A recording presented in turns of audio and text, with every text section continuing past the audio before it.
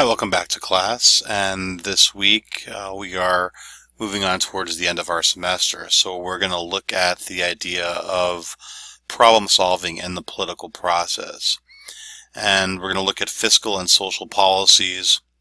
And these are where the government actually works or doesn't work. And so this gets into what people usually wish to discuss with government. So it looks at reducing, eliminating, or ignoring a problem. So you could take a social problem or a fiscal problem, and you can address it in a few ways. One is to maintain the status quo, which I guess if you're speaking outside of the intellectual area, you would say, basically leave it alone or do nothing with it, but that is actually doing something.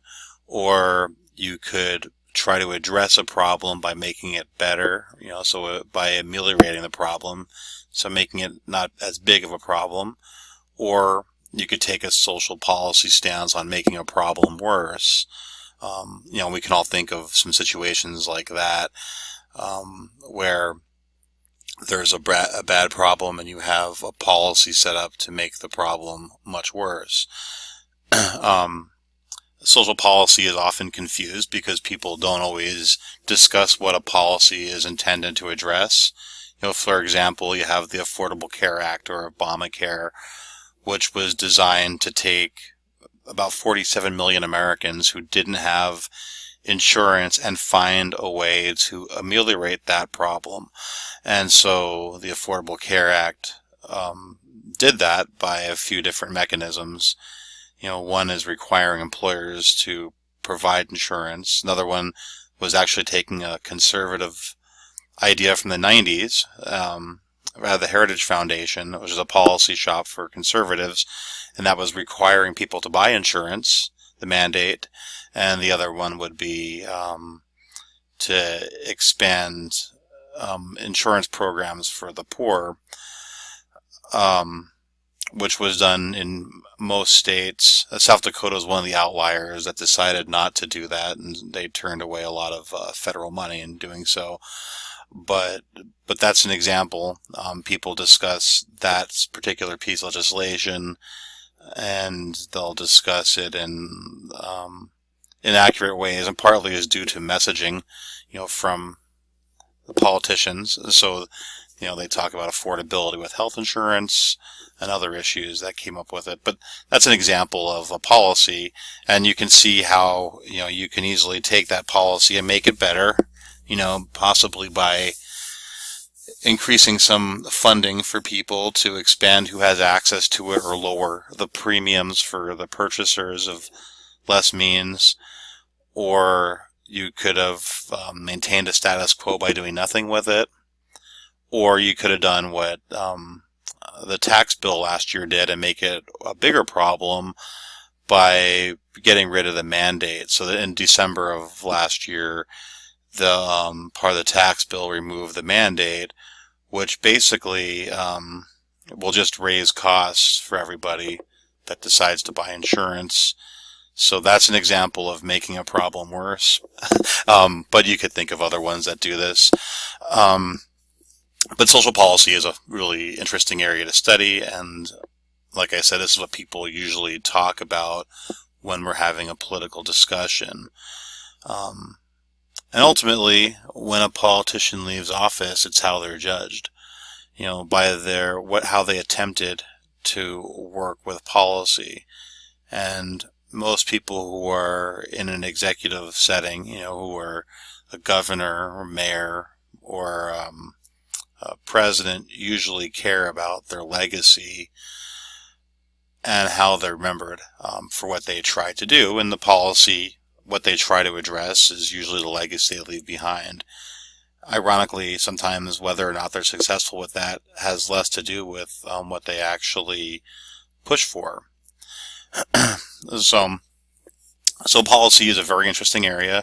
If you're interested in political science or sociology, I generally teach 1 or 2 classes in that every single semester as well. But like I said, this is where the rubber hits the road. It's where decisions are made. You're going to have quizzes on chapters 9 and 10 of the book. And there are some videos you can watch. So we have the crash course videos that give you some really good information going into this to understand what these what policy is. You're going to have an opportunity to play a game. It's called Fiscalship. I included a couple of videos. One discusses what Fiscalship is. The other one discusses how to play it. And I do urge you to watch those. This is a game that was set up before the last election. So it was set up actually, I believe, right after the Republican primary. And so they, when they did this, one of the videos, they actually discussed taking the game and trying to use Trump's policies at the time from his speeches to play the game. And they go over how that would come out. I urge you, when you play this game, to make your own set of policies. Don't try to parrot Donald Trump or what Hillary Clinton or what Bernie Sanders would have done. Take what you really care about and try to have fun with this. The idea of exploring things is to have your own ideas. But I do urge you not to try to parrot the ideas of your favorite politician. Part of looking at policy is finding what's important to you and finding out how to do this. And that's what the game lets you do. And you can play this as a conservative, you can play it as a liberal, you can play it as a moderate, and you can play it successfully, but, make sure you play it as yourself. That's the most important thing. Like, I hope you are realizing when you take a class like this that you probably don't really fall into a conservative or liberal category. You're probably more likely, amongst us in the radical middle. So enjoy that. Then we're going to move on to some real ideas that get discussed in social policy. So we're going to look at race relations and we're going to look at feminism. These are two things that are discussed heavily by people who are involved in studying social policy. And, there are areas that we can make a lot of improvement in as a society. How we treat women and how we treat minorities. We go into this, and again, if you're interested in this, I do teach a race and ethnic relations class. I believe it's online next year, so that's a class that just gets into looking at race relations. It looks at some policy and culture, but this is something that we discuss a lot. America has had a horrible history with how we've dealt with race, and it's not just a thing of the past. To this day, I'm watching the news every day and noticing how we're treating certain people as opposed to other people. We do have a serious race relations issue in this country. We haven't addressed the issues of the past, and we are not doing a very good job at addressing them now. So this is something that we do discuss very heavily, and it's something that I want you to look into. So you're going to look at that. In the race relations, you're also going to look at a thing called intersectionality, which is a sociological concept. Patricia Hill Collins is a sociologist who discusses this a lot. In the video you're going to watch, Kimberly Crenshaw, who's a criminologist, she uses the same idea. There's debate over which one of them coined the term, but I think it's fair to say both of them have. They're both very smart people, and we use them for discussing complex issues of race and gender and how they intersect on different levels. There's a Dropbox, an op-ed that's due, and you're going to work on that. That will be due in 2 weeks, so I want you to start that. Again, we don't have a lot of long writings in this class, but these writing assignments are important. And then you're going to post 2 posts to the week 7 discussion. So as I move down, I'll just explain to you what everything is here. We have our crash course videos. We have our chapter 9 quiz, chapter 10 quiz. Fiscalship. So you click on this. It gives you backgrounds of the game. You know, you can go ahead and watch this on your own. And then, more importantly, I think, is how to play it. People usually enjoy this game quite a bit. So it's, I guess, a simulation. You just play this video. It tells you how to play the simulation. The Fiscal Ship game. There's a link, and you're going to click on the link. It'll bring you right to the site. Again, I do hope you enjoy that. You know, try to play it more than once. We then have a podcast. This is from Malcolm Gladwell, and it's a podcast called "The Lady Vanishes." You just click play, and it will start playing. There's also some things he discusses in the podcast that you can see. Very fascinating. It takes about 30 minutes to watch, but it's a great podcast.